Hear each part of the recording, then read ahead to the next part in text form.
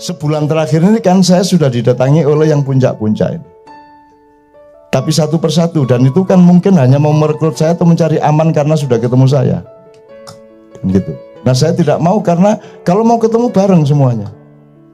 Kalau mau ketemu Bu Mega, Habib Rizik, Kapolri, kalau perlu dengan Luhut dan Jokowi, semuanya bareng-bareng.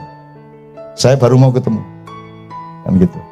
Kalau kamu tidak mau itu dengan saya, aku ya gak padan, aku ya gak kepingin apa-apa.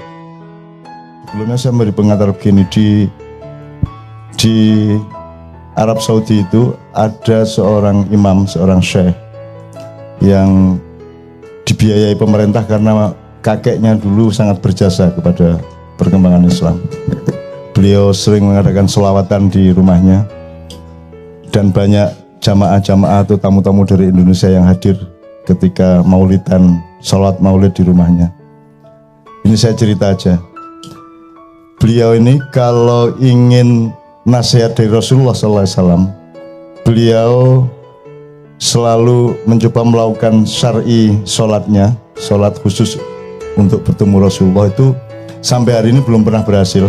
Sehingga kalau beristikharah itu beliau belum pernah berhasil untuk mencapai satu kualitas kebersihan dan kesucian hidup untuk bisa bertemu dengan Rasulullah. Nah kalau beliau punya keperluan sesuatu yang sangat penting, misalnya bikin musola atau bikin apa, itu di tempat yang sebelah mana, di tanah yang sebelah mana, dia ingin tanya Rasulullah, dan caranya bertanya kepada Rasulullah adalah beliau mengundang seorang kiai dari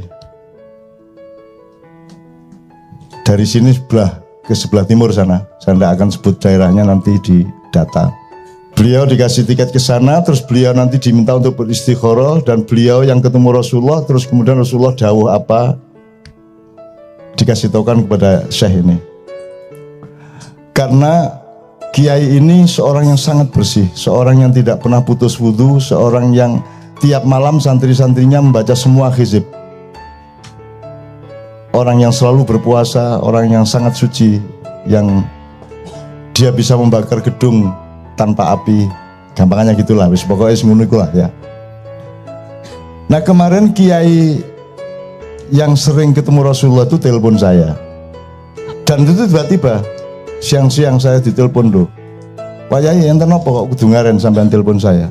Cak, ini saya didhawuhi Rasulullah ini. Nggih pripun, gimana? Perang Cak, perang Cak.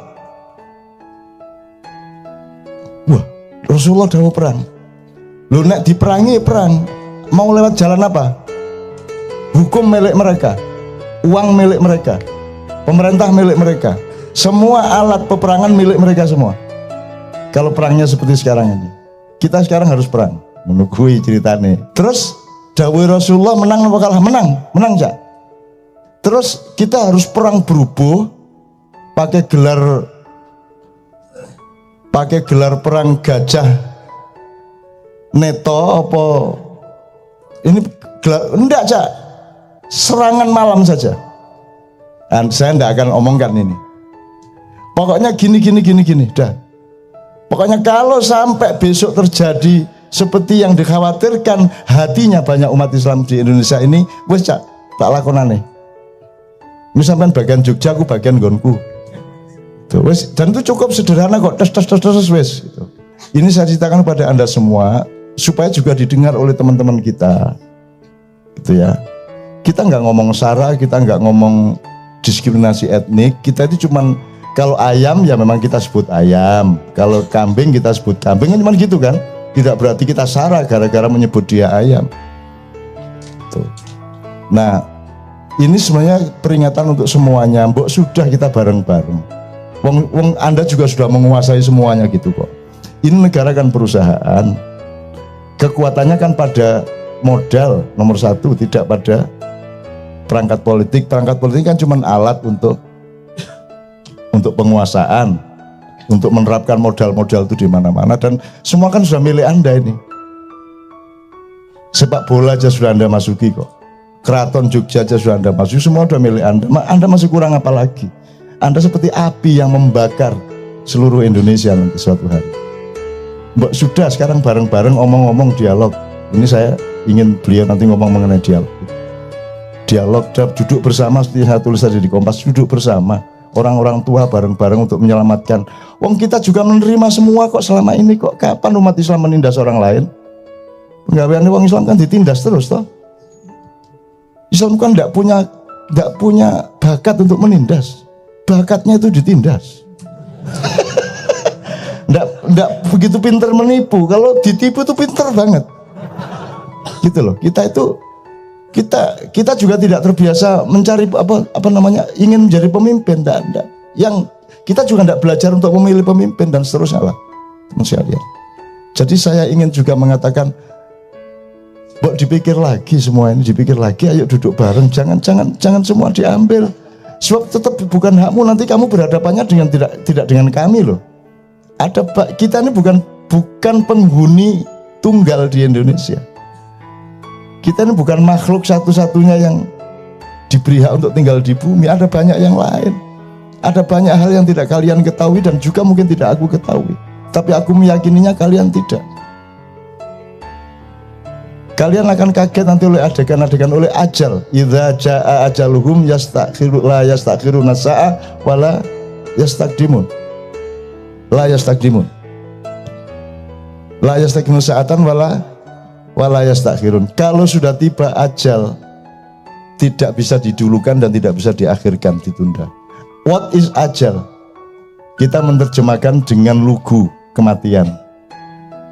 Saya tidak mengatakan itu salah, saya cuma ingin mentadaburi itu momentum. Kalau momentum sudah datang, trigger itu sudah datang, maka tidak bisa ditunda dan bisa dijulukan. Jadi semua yang bikin ribut selama ini 4112 itu kan ada trigger satu momentum, dan itu tidak bisa dibikin oleh manusia. Termasuk yang terakhir yang menyangkut Kiai Ma'ruf Amin itu kan ada triggernya. Itu triggernya kan tidak sengaja. Kok menjadi seperti itu? Jadi siapa sebenarnya subjeknya itu? Wong yang bersangkutan sendiri yang seolah-olah subjek itu kaget dengan efeknya kok kayak gitu. Berarti ada subjeknya. Jadi Allah Maha Bekerja. Allah Maha Bekerja, dan Allah di situ kami, bukan aku. Kami itu artinya Allah dengan staf-stafnya, bisa Jibril, bisa Mikael, bisa Anda, bisa siapapun. Nah, teman-teman sekalian, mumpung kita masih punya kemungkinan, kelemahan kita adalah kita terlanjur harus hidup di dalam konstelasi kalah atau menang. Ini kelemahan hidup. Semua masalah dalam hidup itu kan kalau bisa tuh win-win, menang dan menang. Kalau orang Jawa menang tanpa ngasorake, kalaupun terpaksa menang tanpa ngasorake kan gitu. Sekarang kita terlanjur karena hukum itu harus ada yang kalah, harus ada yang menang. Sebenarnya hukum itu saat-saat terakhir itu darurat. Seharusnya kalau bisa sebelumnya diselesaikan secara akhlak, diselesaikan secara irfan, secara kearifan. Kita tidak pernah menyelesaikan secara kearifan, secara silaturahmi, tidak pernah menyelesaikan secara akhlak. Kita langsung pakai hukum. Akhirnya kita gontok-gontokan di wilayah kalah atau menang. Dan hidup itu tidak ada mengalahkan orang lain sebenarnya kalau kita bertauhid kepada Allah Subhanahu wa taala. Itu teman sekalian. Nah, untuk itu ini masih ada waktu untuk bisa berdialog, masih ada waktu.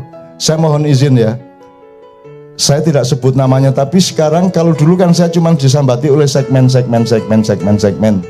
eselon segini, di wilayah-wilayah kerja yang bermacam-macam dari bangsa dan pemerintahan kita. Sebulan terakhir ini kan saya sudah didatangi oleh yang puncak-puncak ini. Tapi satu persatu, dan itu kan mungkin hanya mau merekrut saya atau mencari aman karena sudah ketemu saya. Gitu. Nah, saya tidak mau, karena kalau mau ketemu bareng semuanya. Kalau mau ketemu Bu Mega, Habib Rizik, Kapolri, kalau perlu dengan Luhut dan Jokowi, semuanya bareng-bareng. Saya baru mau ketemu. Kan gitu. Kalau kamu tidak mau itu dengan saya, aku ya gak padan, aku ya gak kepingin apa-apa. Saya ini hidup ini gak kepencil tahu karo dunia itu. Allah mengatakan dunia aku bikin indah di mata orang-orang kafir, betul enggak? Dan aku khawatir menjadi orang kafir karena terlalu terpesona kepada dunia ini. Kan gitu. Maka saya bukan tidak menikmati dunia, tapi saya tidak akan tersandera, tidak akan dipenjara oleh dunia. Jadi aku ini enggak apa-apa, aku diem aja enggak apa-apa, aku enggak jadi apa-apa, enggak apa. Saya juga dianggap enggak ada ya enggak apa-apa. Wong saya aslinya yang enggak ada, yang ada itu Allah kok. Kan saya cuma diada-adakan sebentar untuk ganggu-ganggu sampean. Aslinya saya enggak ada. Masa saya ada? Enggak masuk akal bahwa saya ada. Yang masuk akal ada hanya satu, yaitu Allah Subhanahu wa ta'ala. Kalau ada yang lain selain Allah, itu berarti Allah mengada-adakan untuk sementara waktu selama outbound tadi itu.